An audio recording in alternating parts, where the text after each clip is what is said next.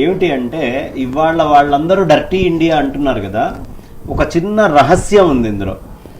వాళ్ళకి మనకి తేడా ఏంటి అని ఒకసారి ఆలోచిస్తే, మన దగ్గర ప్రతి భారతీయుడు తన లోపల శుభ్రం అంటే తన శరీరాన్ని శుభ్రంగా 2 సార్లు స్నానం చేస్తాడు, బట్టలన్నీ జాగ్రత్తగా చూసుకొని వేసుకుంటాడు. అంటే లో శుభ్రత మనకెక్కువ, బయట శుభ్రత వాళ్ళకి ఎక్కువ. బయట రోడ్లన్నీ నీట్గా మెయింటైన్ చేస్తారు, మొత్తం అన్ని ఫౌంటైన్లు పెడతారు, కానీ వాడు పొద్దున్నే లేవగానే మొహం గడగడు. వాడు స్నానం ఎప్పుడో వాడికి ఎప్పుడు వీలుంటే అప్పుడు, వాడు స్నానం చేసినా చేయకపోయినా ఏ బట్టలు వేసుకున్నాడో ఏ బట్టలతోటి అవతలకి వెళ్ళాడో వాటితోటే భోజనాలు చేయటాలు, ఇలాంటి సంస్కృతి. అందుకనే మాకు చిన్నప్పుడు తిడుతూ ఉంటే ఏం అర్థమయ్యేది కాదు. మేము లేచి వెంటనే స్నానం చేయకపోయినా, మేము సక్రమంగా టైంకి భోజనాలు చేయకపోయినా చిన్నప్పుడు మా నాన్నగారు వాళ్ళు అప్రాచ్యుడా అనేవాళ్ళు. అప్రాచ్యుడా అంటే అదేదో పెద్ద తిట్టని నేను అనుకునేవాడు. తర్వాత తెలిసింది ప్రాచ్యం అంటే తూర్పు దేశం అంటే భారతదేశం. ఏరా భారతదేశంలో లేని ఆచారాలు పాటిస్తావేరా అని చెప్పడం కోసం అప్రాచ్యుడా అని తిట్టేవాళ్ళు. ఆ అప్రాచ్యత అనేటటువంటిది ఏదైతే ఉందో అది ఎక్కువ మటుకు వాళ్ళ దగ్గర బయట శుభ్రత లో శుభ్రత ఉండదు.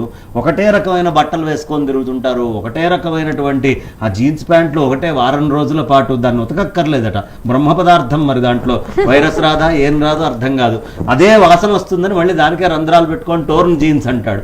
వాడెందుకు పెట్టుకుంటాడే అంటే వాళ్ళకి భయంకరమైన చలి ఉంటుంది, -, డిగ్రీల్లోకి వెళ్ళిపోతుంది వాళ్ళ చలి. కాబట్టి వాడికి ఉతుక్కున్న ఆరవు బట్టలు. కాబట్టి అతని సంస్కృతికి అతనికి ఉన్న వాతావరణానికి ఆ బట్టలు వేసుకొని 4 బొక్కలు పెట్టుకున్నాడు. మనకేమొచ్చింది రోగం? కావాల్సినంత ఎండ ఉంది, సూర్యనారాయణ మూర్తి వస్తున్నాడు, రోజు కావాల్సినంత ఇది ఉంది, బట్టలు ఆరేస్తే చక్కగా ఉతకబడతాయి, ఇక్కడ కాటన్ బట్టలు కట్టుకోవచ్చు. అయినప్పటికీ మనం ఆ పోకడది గొప్పది అనుకుంటాం, కానీ మన శరీరానికి ఏది ఉపయోగం? ఈ శరీరం మీద బ్యాక్టీరియా డెవలప్ ఎక్కువ ఏ విధమైనటువంటి డ్రెస్ మెటీరియల్ వేసుకుంటే కాదు, కాటన్ వేసుకుంటే ఉపయోగం ఏమిటి? మనకి మన ఋషి కనుక్కున్నాడు. ఈ పత్తి మొత్తం అంతా కూడా ప్రపంచానికి బట్టనిచ్చినటువంటి వాడు భారతీయుడు. అలాంటి వాడు ఇవాళ బట్ట ఎలా కట్టుకోవాలో విదేశాల నుంచి నేర్చుకుంటున్నాడు, మన దగ్గర ఉన్న గొప్పతనాన్ని వదిలేసుకుంటున్నాడు. బట్టలో కూడా ఏ విధమైనటువంటి మెటీరియల్ ఉండాలి, ఇదంతా కూడా నిజంగా మన ఈ పద్మశాలి వ్యవస్థకి సాష్టాంగ ప్రణామం చేయాలి. పద్మశాలీలందరూ కూడా ఎంత చక్కగా ఈ సంప్రదాయం ప్రకారం వాళ్ళు వస్త్రాలు కష్టపడి మొత్తం 12 గంటలు అట్లా కూర్చొని నేసి ఎంతో కష్టపడితే తప్ప ఓ చీర తయారు కాదు. వాళ్ళంత కష్టపడి ఈ దేశానికి అవసరమైనటువంటి ప్రొడక్షన్, వస్త్రాల్లో ఎన్ని రకాలు, ఎంత ఉత్తమము, ఎలాంటి ఆరోగ్యమైనటువంటి వస్త్రాలు వేసుకోవాలి, ఇదంతా వాళ్ళకి మళ్ళీ బాగా తెలుసు. ఆ టెక్నాలజీ మళ్ళీ రావాలి. ఇప్పుడు ఇవాళ కరోనా వచ్చిన తర్వాత ప్రీ కరోనా, పోస్ట్ కరోనాగా విభజించబడుతుంది. పోస్ట్ కరోనాలో ఇలా పెద్ద పెద్ద ఇండస్ట్రీస్ పెడితే ప్రొడక్షన్ ఆగిపోతుంది. కరోనాలు లాంటివి వస్తే పూర్వం ఎవరిళ్లల్లో వాళ్ళు ఒకటి పెట్టేసుకొని ఆ కుటుంబం నుంచి చక్కగా ఒక 10 చీరలో 20 చీరలో ధోవతులో తయారు చేసేవాళ్ళు. అక్కడ దాకా సమాజం వాళ్ళ దగ్గరే కొనుక్కుండేది.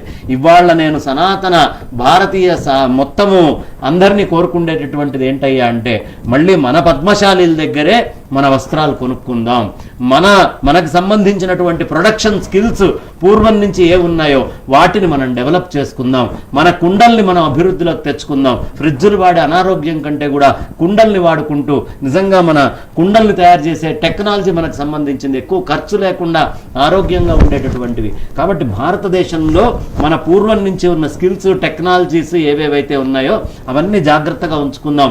మళ్ళీ ప్యాకెట్లలోంచి పాలు కాకుండా మనకి సంబంధించి ప్రతి ఊళ్ళో ప్రతి చోట చక్కగా యాదవులు వచ్చి ఉదయాన్నే తీస్తారు పాలు. అంటే వాళ్లే చేయాలని కాదు, పని ఎవరైనా చేయనియండి, ప్రొడక్షన్ మనమే చేసుకోవాలి.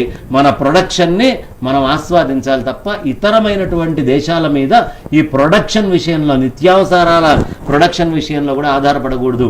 ఇవాళ భారతదేశం లాక్డౌన్లో ఇంత బాగుంది అంటే, ఒకప్పుడు 90% ఇరిగేషన్ కంట్రీ ఇవాళ 60%కి వచ్చింది.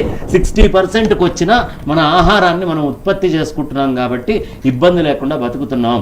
ఇదే కరోనా వేరే దేశాల్లోకి వెళ్ళినప్పుడు ఫ్లైట్లు ఆగిపోయినాయి. ఇప్పుడు రకరకాలైనటువంటి ప్రాబ్లమ్స్ వచ్చినాయి. అందరికీ ఫుడ్ కావాలి అంటే ఫుడ్ షార్టేజ్ వస్తుంది. టెక్నాలజీ ఎప్పుడు ఫుడ్ పెట్టదు. మన రైతుల్ని మనం గౌరవంగా చూసుకుందాం. దీన్ని ఎప్పుడూ మర్చిపోకుండా రైతులు పండించేటటువంటిది మన మిగతా ఉత్పత్తులన్నీ ఏవైతే ఉన్నాయో ఉత్పత్తి వర్గాన్ని మొత్తాన్ని జాగ్రత్తగా కాపాడుకోవాల్సిన బాధ్యత వాళ్ళ ప్రభుత్వం మీద ఉంది.